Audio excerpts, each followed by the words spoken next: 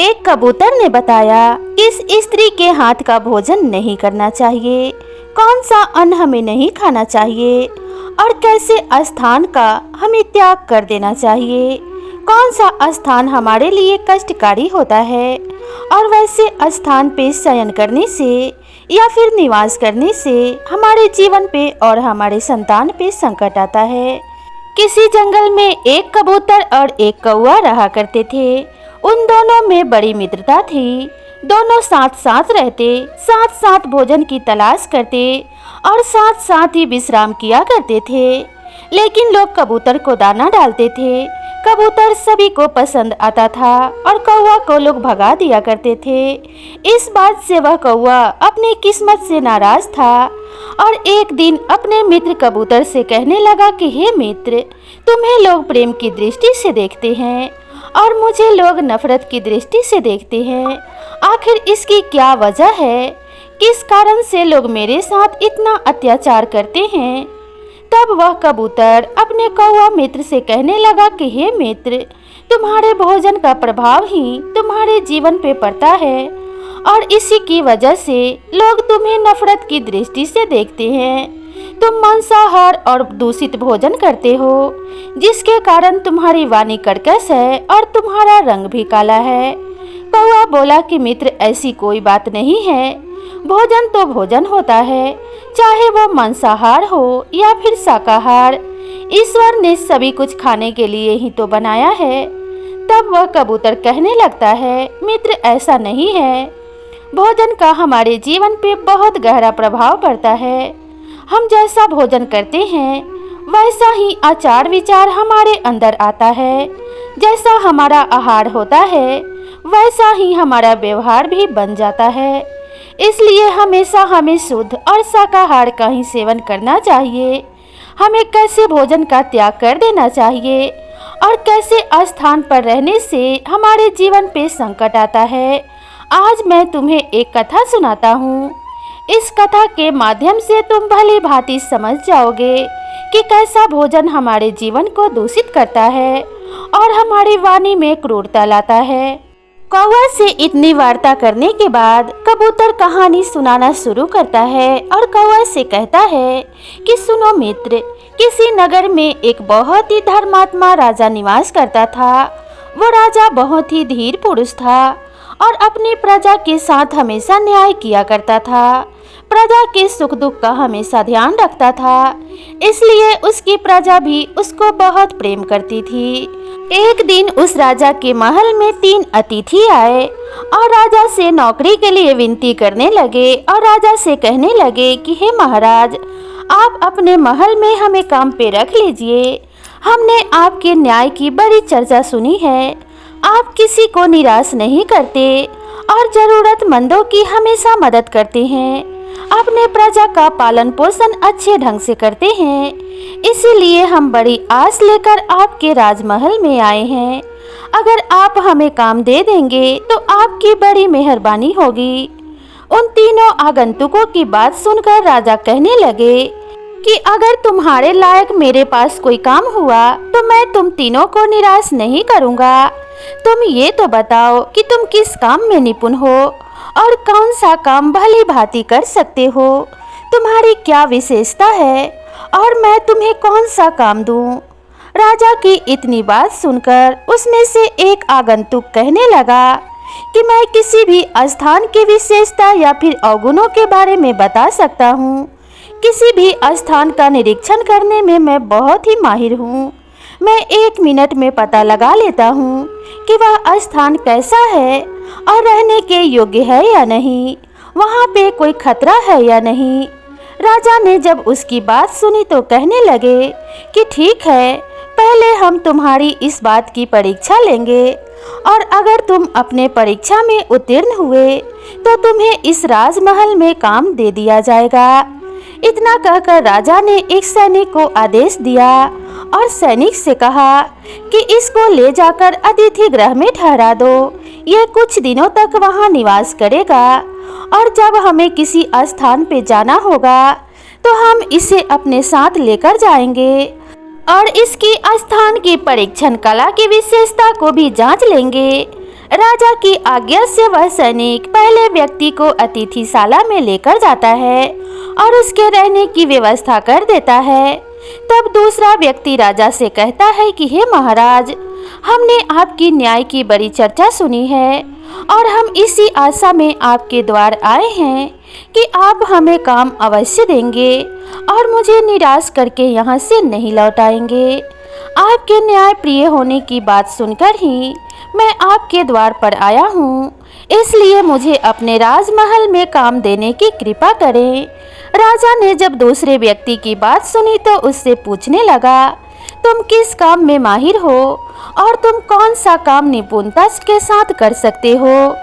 राजा की बात सुनकर वह दूसरा व्यक्ति कहने लगा कि हे महाराज, मैं भोजन परीक्षण करने में माहिर हूँ। मैं भोजन को देखकर और चखकर उसके गुण और अवगुण के बारे में बता सकता हूँ। मैं ये बता सकता हूँ कि उस भोजन को बनाने वाला व्यक्ति कौन है और कैसा है, उसके कर्म कैसे हैं और उस भोजन को ग्रहण करने से आपको क्या हानि और क्या लाभ हो सकते हैं। राजा ने जब दूसरे व्यक्ति की बात सुनी तो सैनिक से कहने लगा कि इसे भी ले जाकर अतिथिशाला में ठहरा दो। समय आने पर हम इसके गुण की भी परीक्षा करेंगे, उसके बाद ही हम इसे राजमहल में काम पर रखेंगे। दूसरा व्यक्ति भी राजा की आज्ञा से सैनिक के साथ चला गया और जाकर अतिथिशाला में ठहर गया। अब बारी तीसरे व्यक्ति की थी। तीसरे व्यक्ति ने राजा से कहा कि हे महाराज, मैं भी काम की आशा में ही आपके द्वार पर आया हूँ। अगर आपकी मेहरबानी हो तो मुझे भी काम दे दीजिए। राजा ने तीसरे व्यक्ति की बात सुनी और उससे कहने लगा कि उन दोनों की तरह तुम भी मुझे अपना परिचय दो। तुम किस काम में माहिर हो और कौन सा काम तुम निपुणता के साथ कर सकते हो? तब उस तीसरे व्यक्ति ने कहा, मैं अन्न का परीक्षण भली भांति कर सकता हूँ। मैं ये बता सकता हूँ कि उस अन्न को किसने उगाया है और उस अन्न को आपको ग्रहण करना चाहिए या नहीं। तब राजा ने कहा कि तुम्हारा स्थान भी यथोचित अवश्य मिलेगा। अगर तुम अपने गुण में निपुण हुए तो तुम्हें भी काम मिल जाएगा। और राजा ने सैनिक को आदेश दे दिया कि इसको भी ले जाकर अतिथिशाला में ठहरा दो। अगर ये तीनों विद्वान निकले और अपने गुणों में माहिर निकले तो मैं इन्हें राजमहल में पक्की नौकरी दे दूंगा। इतना कहकर राजा ने उन तीनों को अतिथिशाला में ठहरा दिया। कुछ हफ्ते बीत गए। तब राजा ने एक दिन पहले व्यक्ति से कहा, मेरे मन में भ्रमण का विचार आया है, तुम मेरे साथ चलो। राजा ने सैनिकों की एक टोली तैयार करवाई, साथ में पहले व्यक्ति को ले लिया और भ्रमण के लिए निकल पड़े। कुछ दूर जाते जाते शाम हो गई और वहाँ पे एक गांव था। गांव के बाहर एक शिव मंदिर बना हुआ था और मंदिर के पास ही एक बहुत सुंदर झोपड़ी थी। झोपड़ी के पास 4 चारपाइयाँ लगी हुई थी, लेकिन वहाँ पे कोई भी व्यक्ति या फिर कोई भी स्त्री नहीं थी। राजा ने उस स्थान को बड़े ही ध्यानपूर्वक देखा। वह स्थान बड़ा ही सुंदर था। तब राजा ने मन में विचार किया कि रात्रि होने वाली है और रात्रि के समय में आगे की तरफ बढ़ना ठीक नहीं होगा, इसलिए इसी शिव मंदिर के पास हमें रात बिताना चाहिए। वैसे तो विश्राम के लिए हम गांव में भी जा सकते हैं, लेकिन गांव में जाने के बाद मुझे ये पता नहीं है कि किसी व्यक्ति के पास हमारे ठहरने की सुविधा होगी या नहीं।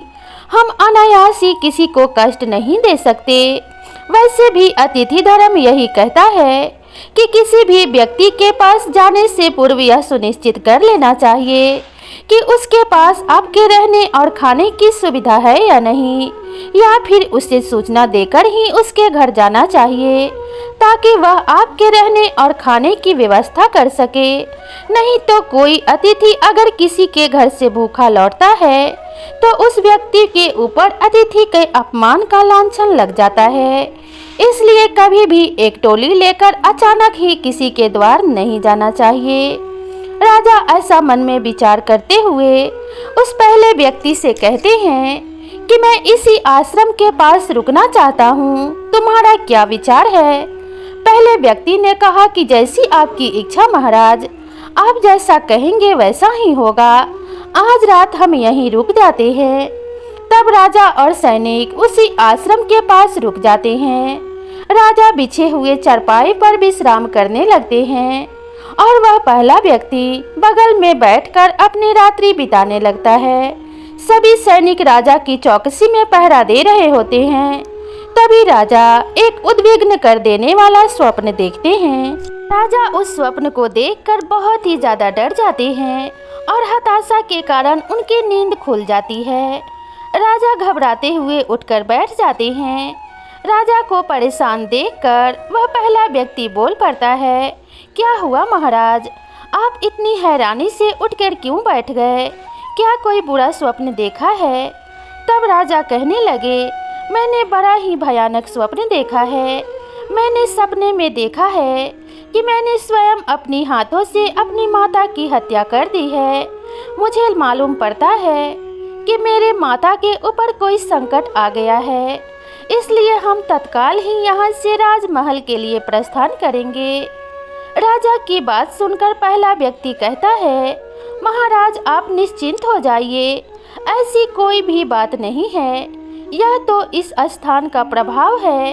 इस स्थान की अपवित्रता के कारण ही आपको ऐसे स्वप्न आए हैं। तब राजा कहने लगता है, यह तुम क्या कह रहे हो? इतना सुंदर और मनोहर स्थान है, यहाँ पर भगवान शिव का मंदिर भी है, भला यह अपवित्र कैसे हो सकता है? तब वह पहला व्यक्ति कहने लगता है, महाराज मंदिर तो अवश्य ही है, लेकिन आप देख रहे हैं ना तो इस मंदिर में कोई दर्शन करने आ रहा है और ना ही इस मंदिर में पूजा हो रही है और ना ही इस मंदिर में कोई पुजारी है। यह आश्रम भी खाली और वीरान पड़ा है। इस आश्रम में भी रहने वाला कोई नहीं है। इसका अर्थ तो यही है कि अवश्य ही इस स्थान पे कोई बहुत ही भयानक घटना घटी है और उसी घटना के कारण ही आपको इतना बुरा स्वप्न आया है। अवश्य ही इस मंदिर के पुजारी ने इस मंदिर के खजाने को लूटने के लिए अपने माता की हत्या कर दी होगी। इसी कारण से आपने राजमाता की हत्या का स्वप्न देखा है और आप इतने भयभीत हुए हैं। मैं इस बात को पूरे यकीन के साथ कह सकता हूँ कि ऐसा ही हुआ होगा, इसीलिए इस मंदिर की पूजा बंद हो गई है, क्योंकि जिस मंदिर में हत्या जैसा जघन्य अपराध होता है वहाँ भगवान का वास कभी नहीं होता। उस पहले व्यक्ति की बात सुनकर राजा कहते हैं कि ठीक है, हम तुम्हारे कथन की परीक्षा अभी कर लेते हैं। राजा ने 2 सैनिकों को गांव में भेजा और गांव में रहने वाले कुछ निवासियों को अपने पास बुलाया और मंदिर के बारे में पूछने लगे। सभी निवासी राजा से कहने लगे, हाँ महाराज, यह बात सत्य है।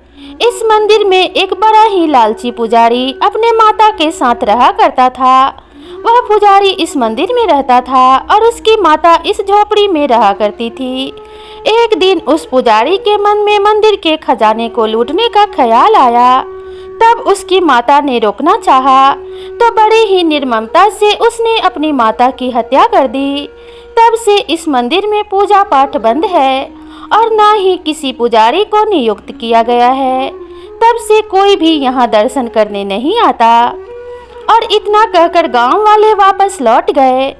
राजा को इस बात पे बड़ा आश्चर्य हुआ और वे पहले व्यक्ति की शाबाशी में पीठ थपथपाने लगे और कहने लगे, तुमने बहुत सही अनुमान लगाया था, लेकिन तुमने इस बात का पता कैसे लगाया?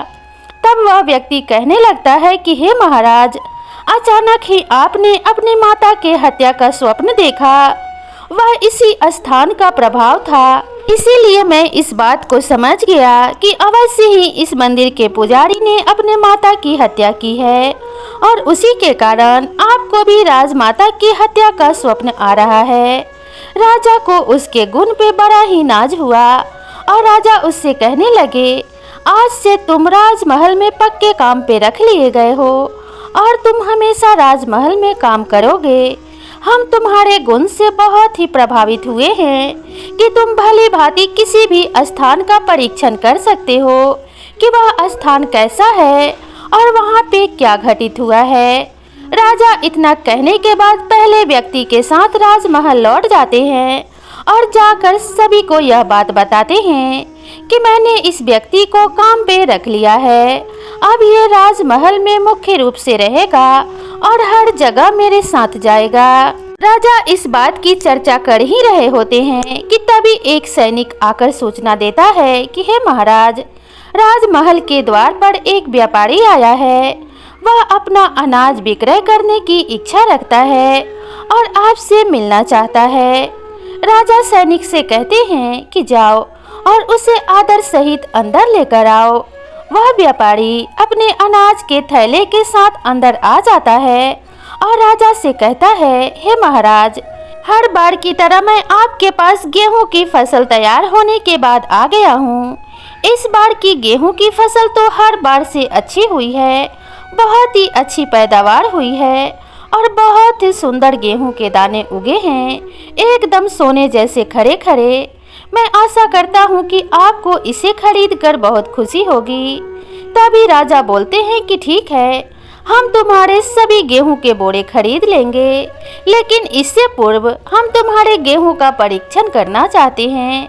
वह व्यापारी कहता है, जैसी आपकी इच्छा, आप जिस प्रकार से चाहें इस गेहूं का निरीक्षण कर लीजिए, आपको इसमें कोई भी कमी नहीं मिलेगी। तभी राजा को उस दूसरे व्यक्ति की याद आती है और वे अतिथिशाला से दूसरे व्यक्ति को बुलवा लेते हैं और कहते हैं, इन गेहूं के दानों को देखकर बताओ कि यह खरीदने योग्य है या नहीं। जैसे ही उन गेहूं के दानों को वह दूसरा व्यक्ति अपने हाथ में लेता है तो कहने लगता है, हे महाराज, अगर आप इस गेहूं को खरीदेंगे और आपकी प्रजा और आपके सैनिक और मंत्री अगर इसका सेवन करेंगे तो उनमें लूटपाट की प्रवृत्ति आ जाएगी। वे सभी एक दूसरे को मारने के लिए उतारू हो जाएंगे। उनकी प्रवृत्ति हिंसक हो जाएगी, क्योंकि कहा जाता है कि जैसी भावना लेकर और जैसे व्यक्ति अन्न को उगाता है वैसा ही प्रभाव उस अन्न के ऊपर पड़ता है। इसलिए हे महाराज, मैं तो आपसे यही कहूँगा कि आप इस गेहूं को मत खरीदिए। इस गेहूं को किसी चोर लुटेरे ने उगाया है और यह गेहूं आपके राजमहल के लिए उपयुक्त नहीं है। जितना चमकीला ये दिखाई पड़ता है उतना ही बुरे इसके अंदर गुण भरे हुए हैं, क्योंकि हर चमकीली वस्तु सोना नहीं होती। इस बात का आपको भली भांति निरीक्षण कर लेना चाहिए। उस दूसरे व्यक्ति की बात सुनकर राजा उस व्यापारी से कहते हैं कि क्या इस अन्न को किसी चोर ने उगाया है? तब वह व्यापारी कहता है कि नहीं महाराज, मैंने यह अन्न ना तो कहीं से चुराया है और ना ही किसी से छीना है। इस अन्न में कोई भी खोट नहीं है। मैं बहुत बड़ा व्यापारी हूँ और मेरे 100 एकड़ से भी अधिक जमीन है। भला आप ही बताइए, मुझे किसी दूसरे के खेत से गेहूं चुराने की क्या आवश्यकता है? और मैं तो हमेशा से ही आपको अपना गेहूं बेचता आया हूँ और कभी भी आपको शिकायत का मौका नहीं दिया, तो अब भला मैं ऐसा क्यों करूँगा? तभी राजा उस दूसरे व्यक्ति से पूछने लगते हैं कि तुम इस बात का दावा किस प्रकार से कर रहे हो कि इसे किसी चोर ने उगाया है? तब वह दूसरा व्यक्ति कहने लगता है कि हे महाराज, मेरे कहने का मतलब ये नहीं है कि यह व्यापारी चोर है। मैं तो सिर्फ ये कहना चाहता हूँ कि इसको उगाने वाला और जिसकी मेहनत से ये अन्न पैदा हुआ है वह व्यक्ति चोर है, क्योंकि जब मैंने इसे अपने हाथों में लिया तो मेरे मन में ये ख्याल आने लगा कि जिस प्रकार से महाराज का सोने का मुकुट चमक रहा है उसी प्रकार से ये गेहूं के दाने भी सोने की तरह चमक रहे हैं। अगर मैं महाराज का मुकुट लेकर भाग जाऊं तो मुझे नौकरी करने की कोई आवश्यकता नहीं होगी और पूरा जीवन ही मैं आराम से बैठकर खाऊंगा। जब मेरे मन में ऐसा कलुषित विचार आया तो मैं समझ गया कि इस अन्न को किसी चोर ने उगाया है। उस दूसरे व्यक्ति की बात सुनकर वह व्यापारी कहने लगा कि हे महाराज, इस व्यक्ति की बात सही है। कुछ दिनों पहले मेरे पास एक चोर आया और मुझसे विनती करने लगा कि मैं बहुत बड़ा लुटेरा हूँ और राजा के जेल से भाग कर आया हूँ। सभी राजा मेरे पीछे मेरे प्राण लेने के लिए पड़े हुए हैं। अगर तुम मेरे प्राणों की रक्षा करोगे तो बदले में मैं तुम्हारे सभी काम कर दिया करूँगा। तुमसे कभी कोई वेतन नहीं लूँगा। तुम मुझे बस भोजन और कपड़े दे देना। इसके बदले में मैं तुम्हारी सारे फसल उगाऊंगा और सारी मेहनत मजदूरी कर दिया करूँगा। उस व्यक्ति की बात सुनकर मुझे उस पर दया आ गई और काम का लोभ भी मेरे मन में घर कर गया। मैंने उसके खेतों में काम करने के लिए रख लिया और इस बार की जो फसल है उसी की मेहनत का फल है। उसी चोर ने मेरी इस बार की फसल उगाई है और इसीलिए आपका ये परीक्षक इस बात का दावा कर रहा है कि यह फसल किसी चोर ने उगाया है। तब राजा उस दूसरे व्यक्ति की इस परीक्षण कला से बहुत ही ज्यादा खुश हुए और उससे भी अपने महल में काम पर रख लिया। इस प्रकार से राजा मन में इस बात पे गर्व करने लगे कि मेरे महल में कितने ज्ञानी और कर्मठ लोग रहते हैं। अब मुझे कहीं से भी धोखा नहीं मिलेगा। राजा ये मन में विचार कर ही रहे थे कि तभी एक सैनिक आकर सूचना देता है कि महाराज राजमहल के द्वार पे एक व्यक्ति आया है और वह कहता है कि मैं सबसे अच्छा निपुण रसोइया हूँ और बहुत ही स्वादिष्ट भोजन बनाता हूँ। वह आपसे मिलने की आज्ञा चाहता है।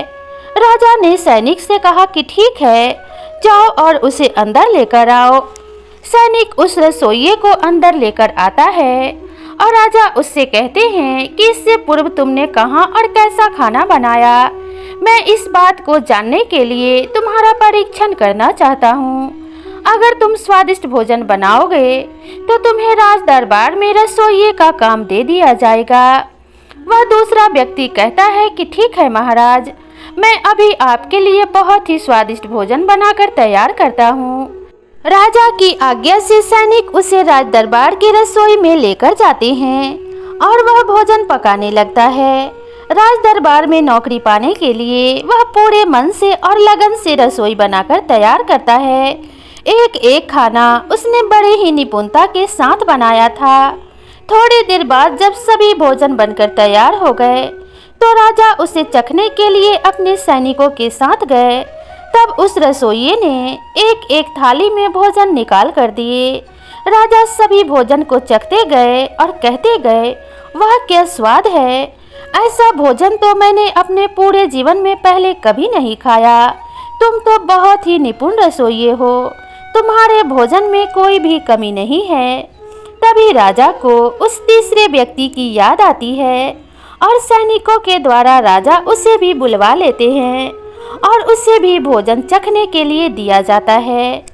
राजा की आज्ञा पर वह तीसरा व्यक्ति जैसे ही भोजन चखता है वह राजा से कहने लगता है कि हे महाराज, आप इस रसोइये को मत रखिए, यह हत्यारा और लुटेरा है। अगर आप इस रसोइये को अपने राजमहल में रखेंगे तो आपके प्राण भी संकट में पड़ जाएंगे। यह किसी भी वक्त आपकी हत्या करके भाग जाएगा, या तो भोजन में विष मिला देगा या फिर आपके सैनिक और मंत्री ही आपके खून के प्यासे बन जाएंगे। क्योंकि शास्त्रों में इस बात का उल्लेख मिलता है कि कभी भी दूषित भोजन नहीं करना चाहिए और ऐसे व्यक्ति के हाथ का भोजन तो कभी नहीं करना चाहिए जिसके हाथों से अधर्म हुआ हो, किसी की हत्या हुई हो। क्योंकि ऐसे व्यक्ति के अवगुण भी उस भोजन में आ जाते हैं। जैसी भावना से भोजन पकाया जाता है वैसे ही गुणों का निर्माण उस भोजन में होता है और जो व्यक्ति उस भोजन को खाता है उसमें भी वही दूषित गुण आ जाते हैं।